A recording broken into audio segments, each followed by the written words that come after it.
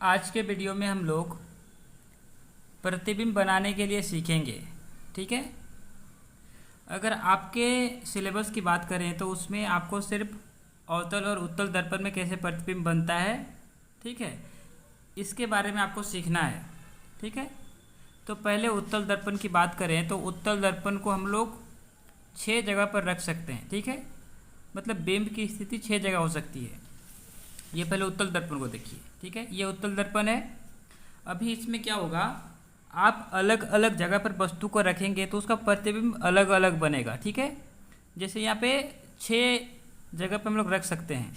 जैसे यहाँ पे आप देख सकते हैं, या तो हम अनंत पर रखेंगे बिंब की स्थिति, ठीक है, तो प्रतिबिंब फोकस पर बनेगा।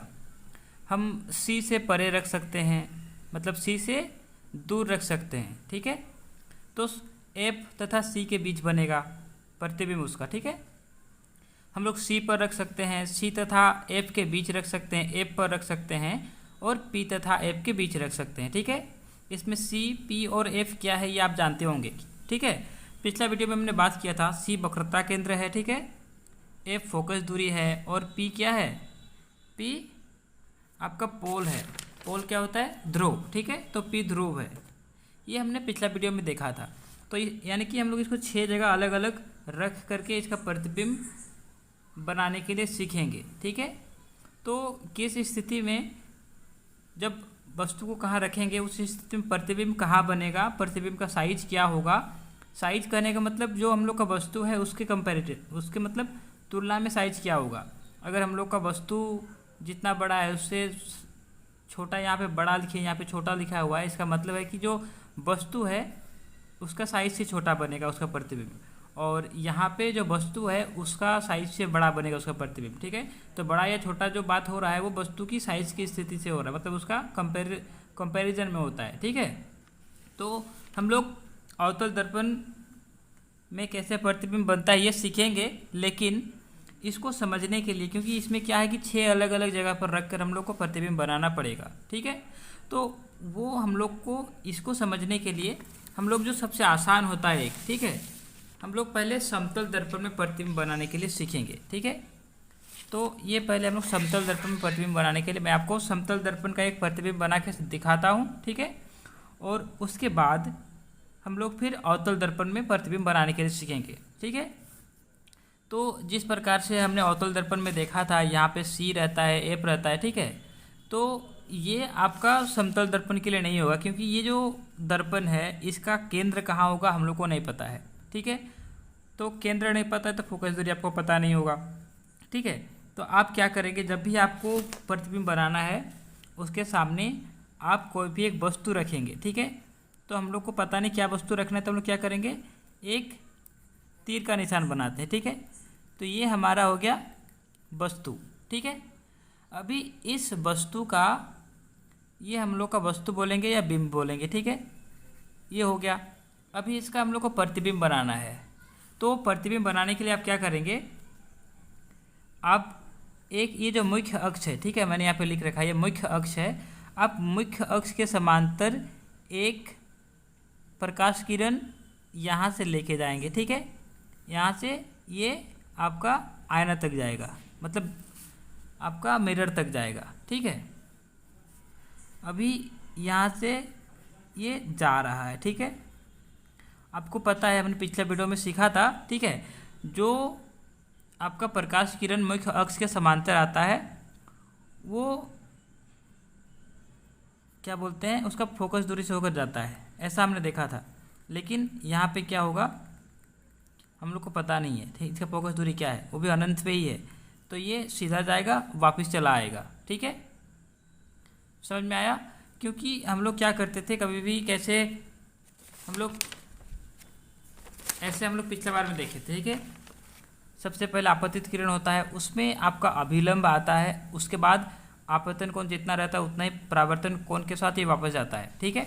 तो अगर हम लोग यहाँ पे अभिलंब बनाना चाहें तो अभिलंब क्या होगा, इसी पर आ जाएगा। तो अभिलंब के साथ ये 0 डिग्री कोण पे आ रहा है, तो अभिलंब के साथ 0 डिग्री कोण पे वापस जाएगा। ठीक है। तो जो लाइन इसका आपतित किरण है वही उसका परावर्तित किरण भी हो जाएगा। ठीक है।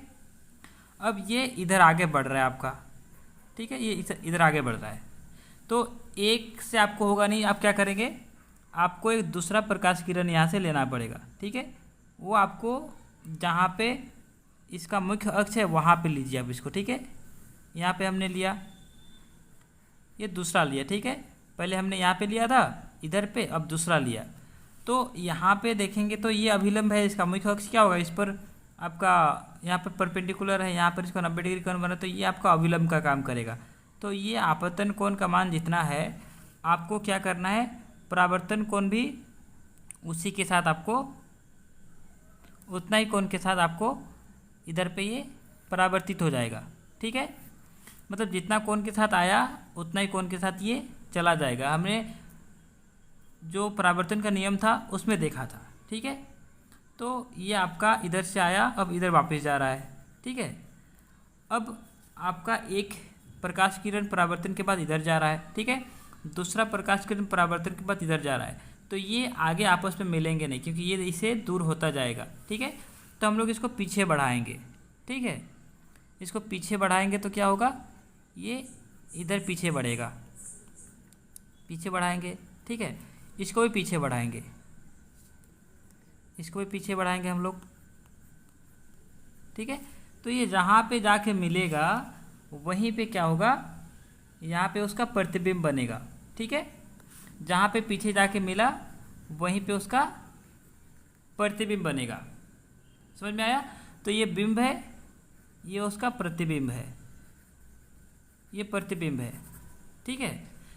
अभी इसमें क्या होता है, दर्पण से वस्तु की दूरी जितनी होती है ना, ये यहाँ से यहाँ तक की दूरी जितनी होगी उतना ही उसका पीछे उसका प्रतिबिंब बनेगा, ठीक है।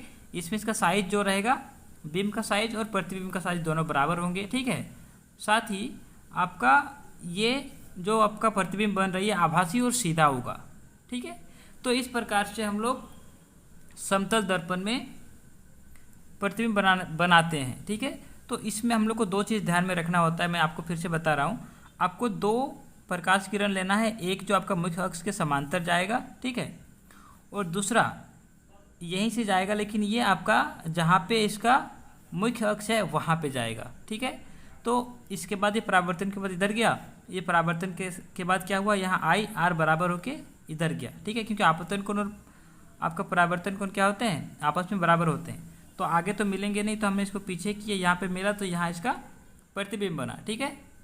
तो इसी प्रकार से जब भी हम लोग को अवतल दर्पण में बनाना रहेगा, ठीक है। जैसे मैं यहाँ पे अगर उदाहरण के लिए बताऊँ, ठीक है, तो यहाँ पे जैसे आप मान लेते हैं एक अवतल दर्पण है, ठीक है।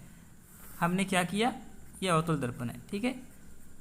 मान लेते हैं ये इसका वक्रता केंद्र है और ये इसका फोकस दूरी है, ठीक है। अभी हम लोग मान लेते हैं कि कोई वस्तु को हमने सी पर रख दिया, ठीक। अभी क्या होगा, हम लोग को एक इसके समांतर किरण लेना है, ठीक है। प्रकाश किरण मुख्य अक्ष के समांतर लेंगे, जैसे हमने इस पे लिया था। अब आपको पता है अगर कोई प्रकाश किरण समांतर आता है मुख्य अक्ष के, तो वो परावर्तन के बाद दर्पण के फोकस से होते हुए जाता है, ठीक है। तो समांतर आएगा और ये फोकस दूरी से होके चला जाएगा, ठीक है। अभी दूसरा को हम लोग लेते हैं यहाँ पे, ठीक। अभी जब या फिर आप फोकस पे लेके सकते हैं, ठीक है। जो आपका समांतर आता है वो फोकस से होकर जाता है, और जो फोकस से होकर जाता है वो क्या होगा, समांतर आएगा, ठीक है। तो जैसे ये आपका समांतर आया गया मतलब दर्पण पे, तो फोकस से होकर पार हुआ। अब ये फोकस से होकर पार हुआ है ना, तो क्या होगा, ये समांतर जाएगा यहाँ पे, ठीक है। यहाँ पे समांतर जाएगा, समांतर जाएगा तो यहाँ कटेगा, और जहाँ कटा वहीं पे उसका प्रतिबिंब बनेगा, ठीक है। ये सामने प्रतिबिंब बनेगा।